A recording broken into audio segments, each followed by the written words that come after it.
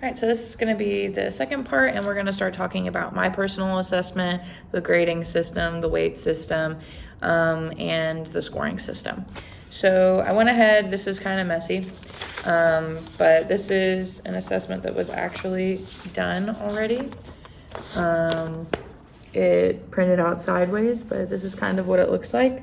They are all yes or no questions, and there are 54 questions. So we're gonna go ahead and take a look at my assessment. It is in an Excel sheet, so potentially it could be self-scoring if we wanted to go ahead and take these boxes and have them score automatically after you finish the assessment, but that's what it looks like. At the very top, it says, please read the following questions and select yes or no based upon yourself. Circle one answer for each question on the right-hand side of the paper. After completing all of the questions, please give the form to your healthcare professional.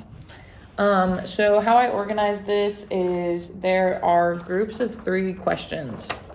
So 3 questions, 3 questions, 3 questions, 3 questions, and they are all based on the list of the DSM-5 requirements for a diagnosis. So we're going to go ahead and take a look at that.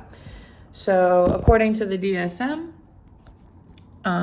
these are all of the symptoms that you would need in order to qualify for ADHD or inattentiveness. You have to have a minimum of 6. So it says inattention/hyperactivity, impulsivity, in more than one setting that develops before age 12 and lasts for 6 months.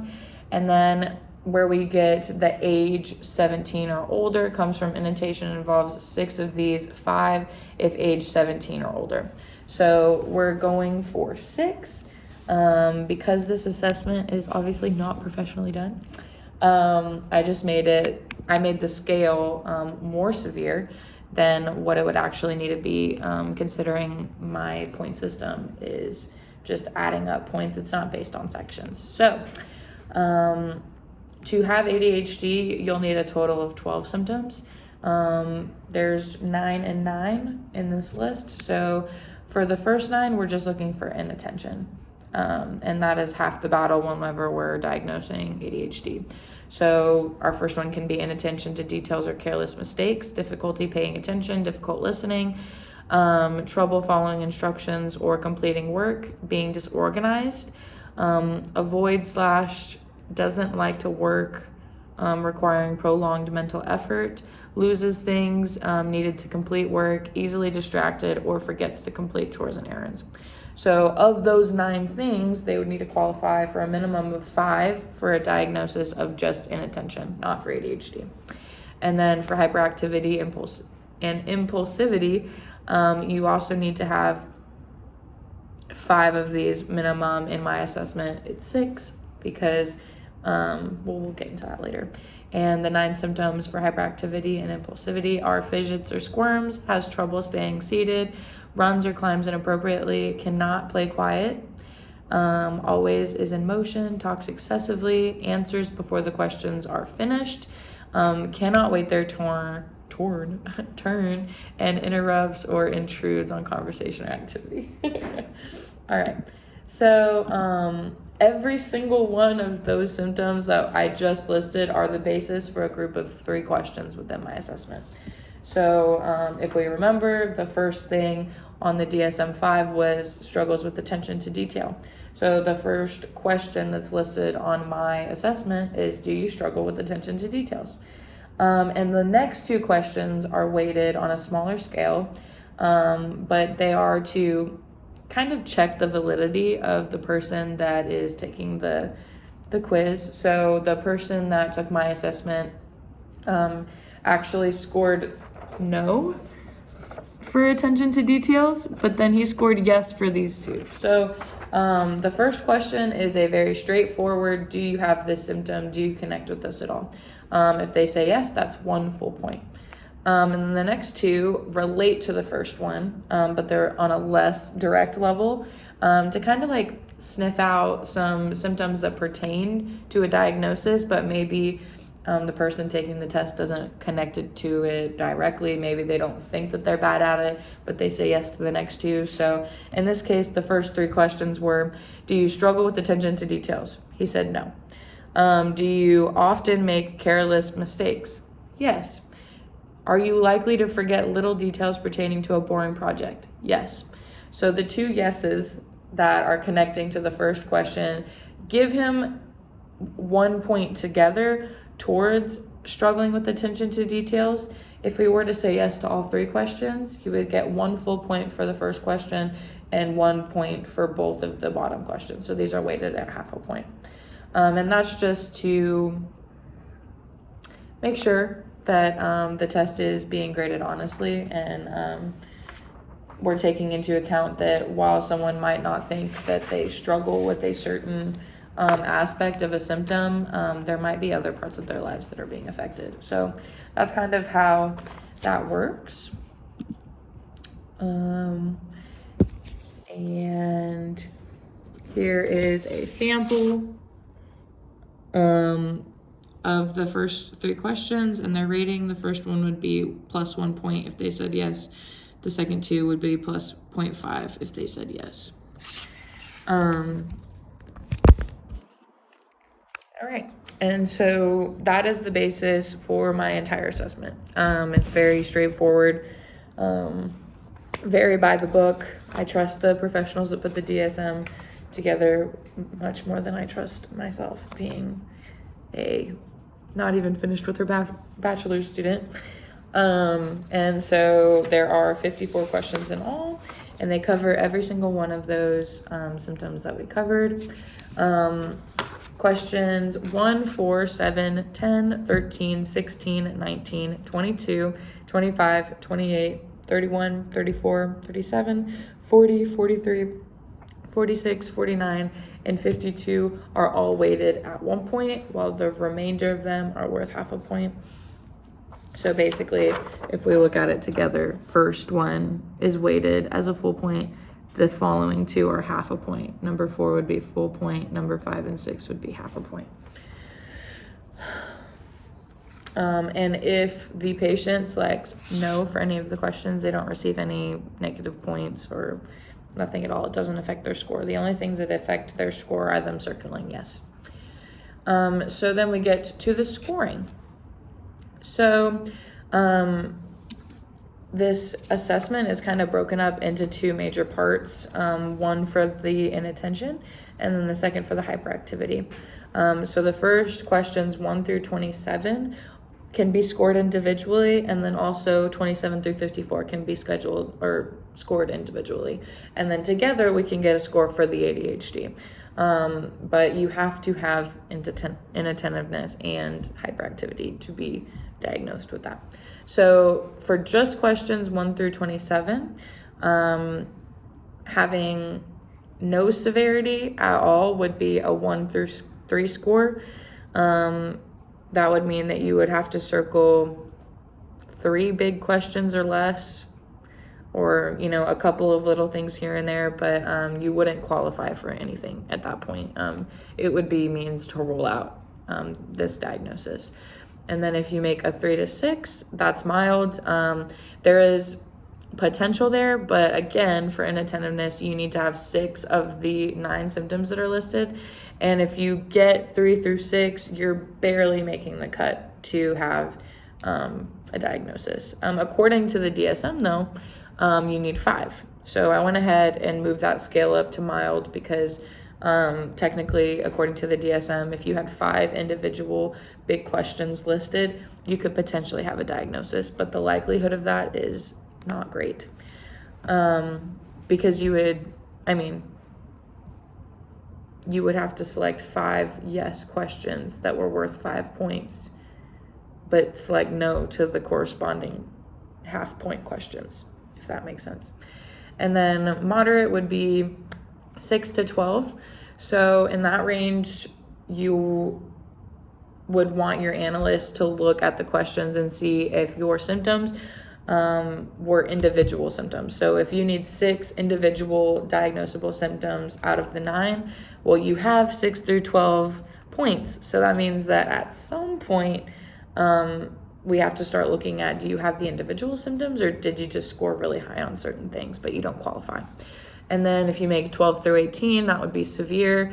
There's not a particular way that you could take this test and make a 12 through 18 without affirming enough symptoms to diagnose inattentiveness. That same scale works exactly the same for the last half.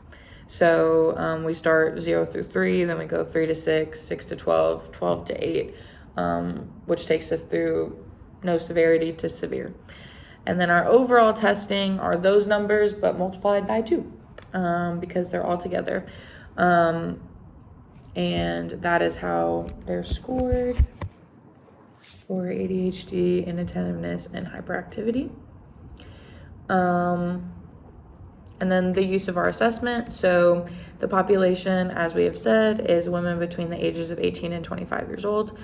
Within the assessment, there are specific word choices that are used in specific assessments made for women that test better for women. Other than that, there is no significant difference. Just that the questions are a little less direct throughout the entire assessment, which was one thing in my research that actually helped, was that there's a good balance. So there's a question that's very direct and 2 questions that are indirect that could potentially weigh out the first question. So usually women are more likely to be more direct with their emotions and have a better handle on them. But for those symptoms that they're not aware of, they are likely to answer no on those questions if they don't think that they struggle with something. So that's where the design comes from as it pertains to women specifically. And then the age range really just comes from the simplicity of the vocabulary. It is very easy to understand, but it also has words like mundane in it that I wouldn't expect a person that is severely under the age of 18 would be super familiar with. So just the vocabulary and the simplicity of the test itself is just kind of directed at that age group. It also is pretty short. The person that took my assessment took less than 5 minutes to get it completed. And so the convenience factor of that also plays into my targeted population as well. And then we get into the appropriate circumstances of use. So this assessment would be most appropriate for those that are wanting to see if they potentially should be officially tested for ADHD. This assessment is not to be used for diagnosing, but rather to gauge the likelihood that the symptoms they experience may be reason to get official testing done. The assessment could also be used for some rule out or identification of other symptoms that are covered in the questions. For example, one group of questions within the assessment reads as follows. This is question 10 through 12 on mine. It says, do you have trouble following instructions or completing work? 11 says, is it difficult to follow through on most tasks? And then 12 would say, do you often forget or misunderstand instructions? And so while a patient may not test positively for inattentiveness or ADHD, the analyst could deduce specific symptoms throughout the test that could be potential basis for another condition or disorder that connects with the affirmed symptoms. In this specific sample, if a patient were to answer yes to these questions, they would be affirming that they have trouble with following instructions or completing work, which could help the analyst determine specific difficulties that the patient experiences for informative gathering. So basically, one perk of me doing my assessment in groups of 3 is that every single grouping has a specific symptom that it's linked to in the DSM. So in my write-up about my assessment, there is a portion in there where you can see questions 1 through 3 and then see what symptom it's linked to. And even if you're not affirming the ADHD, or you're not affirming the attentiveness or hyperactivity or impulsivity, you could potentially affirm some symptoms that could be found in a totally different diagnosis and kind of lead you in a better direction than just finding a diagnosis that it was intended for. So that makes it easy for like the next steps. And then accessibility. So considering that this assessment has not had any research or testing done on it, the assessment would be very accessible online and for free. The test would be available to anyone, but it is targeted at women who are between the ages of 18 and 25. This test should not be used to diagnose and is a simple questionnaire to rule out or gauge a potential severity level that pertains to ADHD or inattentiveness. The only limit to accessibility is language and cultural sensitivity. The assessment was written and formulated in English and is not designed to be particularly sensitive to other languages and would not be accurate if translated directly. So I will actually talk more about that after we move on to the evaluation of my assessment, because the assessment is very accessible, it could potentially be very easy for a secondary party to access it and use it as the basis for another assessment that would be more culturally friendly to a different population. But if you just took my specific assessment and printed out and gave it to someone who spoke German, for example, obviously it wouldn't rule out or gauge anything for that audience. Potentially, because it is very simple, Google Translate could help you half of the way there, but as far as being culturally sensitive, it would need a secondary party to make it effective in the same way that it is in English, which is potentially easy, because if it's accessible to anyone and it's free, they could use it as a basis for their own assessment. So now we're moving into the time constraint. So I thought that it would take a lot longer because it is 54 questions. But the person that took my assessment was under 5 minutes. So I put 5 to 20 minutes for the assessment time. It took me 10. I just added another 10 minutes on there for anyone that would struggle to get through it, or maybe just read it on a more intentional level than maybe me or the person that took my assessment would. And then we get into the evaluation of my assessment. So my recommendations, a big note is that this assessment is not used to diagnose anything. If anything, it's just to kind of identify some flags that pertain to the diagnosis. So the uses is to rule out inattentiveness, to rule out ADHD, to provide a scale of severity based on official symptoms of ADHD and inattention, to identify symptoms for informative gathering as it pertains to the patients.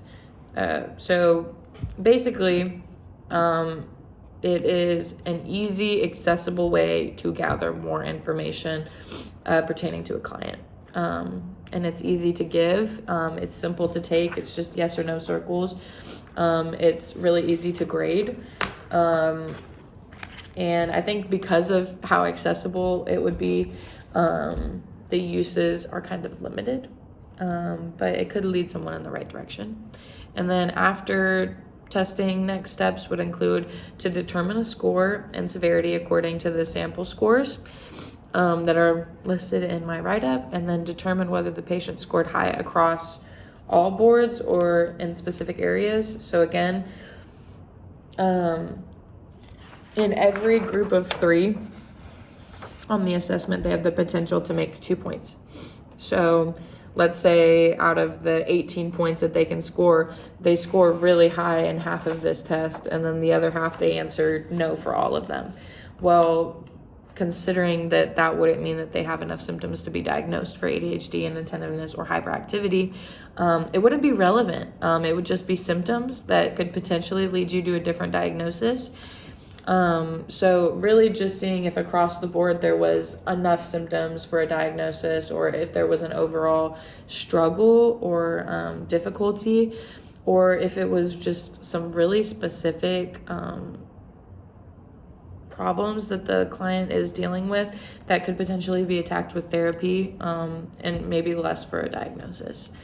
And then the last is to answer the question, does the patient have enough symptoms to qualify for a diagnosis, which would lead you into getting a more professionally official ADHD test.